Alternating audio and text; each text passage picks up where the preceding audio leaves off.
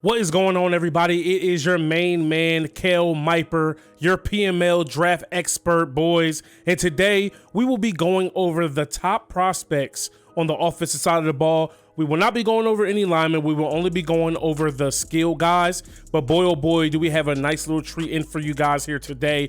We're going to be talking Trevor Lawrence. We're going to be talking Chuba Hubbard. We're going to be talking Justin Fields. We're going to be talking Jamar Chase. We're going to be talking the top guys coming out of college football this season. Now, first things first, guys, we have to start out with the quarterback position because I feel as though these two guys are two of the most important in this whole entire draft. Which quarterback will go off the boards first? It's been a top question since these guys went head to head with each other at the Elite 11 camp all those years ago. Now, both these guys have had strong seasons with their team so far. And first up, we're going to talk about Trevor Lawrence. Now, Trevor Lawrence did lead the country in passing yards with 3,926. He was 264 from 407 with 41 touchdowns and 7 picks, 280 yards a game for a 65% completion percentage. QBR on the year of 175.7. He's also this season's Davey O'Brien Award winner, and then he also can give you some things on the ground. Now, he's not the most athletic, but the kid can get out the pocket if need be.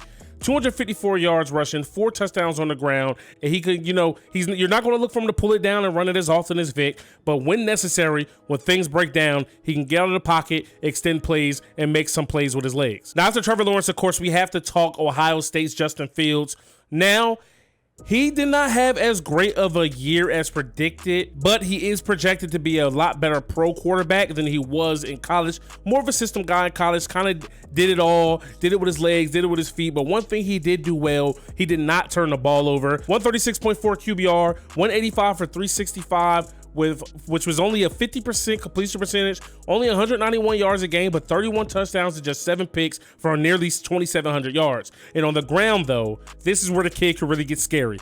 Almost 900 yards as a quarterback, 5 yards a rush, 60 yards a game, 9 rushing touchdowns on the ground. This kid is going to be an absolute nightmare for NFL defenses in these upcoming Sundays moving forward. Now, with Trey Lance only playing 1 game in his last year at North Dakota State University, we really don't have a lot to talk about there other than he has been a beast at that program. But a quarterback who I feel as though is going to be a sleeper in this year's upcoming draft is Florida's Kyle Trask, the big 6'5", 240-pounder who comes out and slings the rock all over the field. 36 touchdowns this season with only 3 picks, nearly 3,200 yards for 227 yards a game. And a big fella, he doesn't give you much when it comes to scrambling and getting out of the pocket, but he did give us another touchdown on the ground as well. Now, even with that big 6'5", 240-pound frame, he does not have a lot of throw power, but he does have good accuracy, and he will be able to get the ball to his receivers with good anticipation and good ball placement. Now, moving on to this season's Heisman Trophy winner and fellow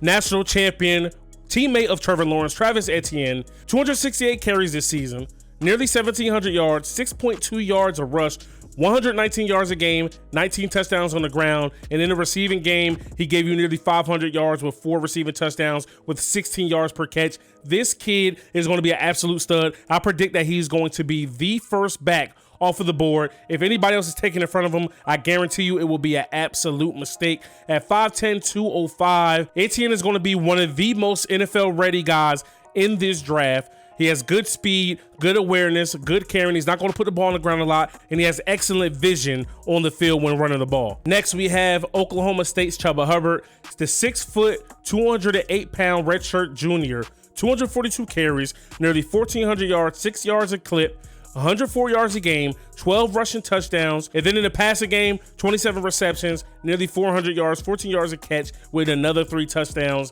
Now, he's projected to go in the second round, but I feel like if he gets off of the board in the second round, that would be an absolute steal. But I also do predict if he does not go on that first day, he will probably slip a few days a little bit. But whatever team gets this kid, they will not be mistaken. He will probably make a push to get first team carries from day one. And last but not least, at this running back position, we're going to talk Najee Harris from the Alabama Crimson Tide. 283 rushing attempts this season, 1,900 yards, 7 yards a carry, 136 yards a game, 13 rushing touchdowns, His longest rush from scrimmage this season was only 20, but boy, oh boy, is he a big, bruising, painful back to try to bring down. 215 yards after first hit, only 2 rushes of more than 20 yards. In the receiving game this year, 22 catches, 416 yards, 5 touchdowns. This kid can kind of do it all. 6'2", 230, not the shiftiest, not the fastest, but he does hit the hole hard. He's very agile. He's very quick for his size. Great awareness, great carrying, great ball carrier vision, and he's sneaky elusive, kind of almost like Derrick Henry. Now, don't put these words in my mouth. He's not going to be just like Derrick Henry, but he has the potential to be, and great stamina. He's definitely a 3-down back at the next level. Now, guys, let's talk receivers, and let's start in Alabama with the duo of DeVonta Smith and Jalen Waddle. Now, Jalen Waddle is coming off of a big-time injury, but both he and his camp, as well as many NFL execs, expect him to bounce back, extremely ready to go and prepared for his rookie season. Like, see here, before he got hurt, 22 catches, 371 yards, 5 receiving touchdowns. The kid was on pace to do some great things, but I feel like at the next level, with his speed as a burner, he is going to be a threat to any defense, and those safeties better back up and be looking to help out their corners because he will torch them in one-on-one coverage. Then we got your main go-to guy for the Crimson Tide, DeVonta Smith, 54 catches, 878 yards, 17 yards a catch, 10 receiving touchdowns. Longest reception on the year was 49 yards, only averaged 63 yards a game. But, you know, with the Bama's offense, they like to run the ball, and Najee Harris running for 2,000 yards this season, 1,900 yards this season. You can't really ask for much more. DeVonta Smith may not have gotten the most targets. He may not have been, you know, a 2,000-yard receiver, but he made the most of his opportunities, and he made big plays for the Crimson Tide all season long. Now, staying in the SEC, we're going to head over to LSU to talk about Terrace Marshall Jr. He wasn't expected to be the go-to guy for LSU this year, but with Jamar Chase opting to sit out this season, it was all Terrace Marshall Jr. to prove to the scouts and to the LSU faithful that he was a go-to playmaking guy that they can count on this season. 75 catches, over 1,000 yards, 14 yards a catch, 6 receiving touchdowns, 89 yards a game, 379 yards after the catch. I mean, at 6'3", 200, this kid is phenomenal. He isn't the fastest, but he finds ways to get open. Very agile, has great acceleration, gets out of the blocks pretty quickly. 88 acceleration. He makes smart plays, great run blocker down the field. You name it, anything you ask or want for this guy to do, he's going to do it for you. Big, strong guy that should be able to win a lot of 50-50 balls here at the next level. Now let's talk tight ends, boys, and we're staying here in the SEC some more, and we're going to go to one of Kyle Trask's favorite targets in Kyle Pitts. 6'6", 240, 30 catches this season for 500 yards, 5 touchdowns, a big, deep threat, big play tight end, averaging 17 yards a reception. 78 was his longest reception of the season. He only averaged 35.4 yards a game. He had 257 yards after the catch, and he also averaged 8.6 yards a catch with only two drop passes this season. And if you come to see what he can do for you in the blocking game, he didn't have any big time pancakes, but one thing he did not give up was any sacks. So he can get out there, get to the next level, knock a few safeties on their butt. He isn't the fastest of guys like a lot of guys in this draft, but you know, he has great awareness, great catching. He catches the ball in traffic. Big, strong target. He runs great routes, and he gets off of the line extremely well. You see he has 77 impact blocking, 79 break tackle, 80 strength. At 6'6", 240, this guy is an absolute monster. Now we're going to head over to the Big Ten and check in with Penn State's big Pat Fairmouth, 6'5", 256, 98 overall, 84 speed, 95 catching traffic, and route running. Although he was not featured that much in Penn State's offense this year, this kid is going to be a game breaker at the next level. Just like Pitts, big frame, solid, strong, can get to the next level, can do all the blocking you need him to do, gets off the line. And last but not least, heading down to South Beach to check in with Brevin Jordan, the 6'3", 245-pound junior out of Miami, who actually led the Canes in receiving touchdowns this year with 8.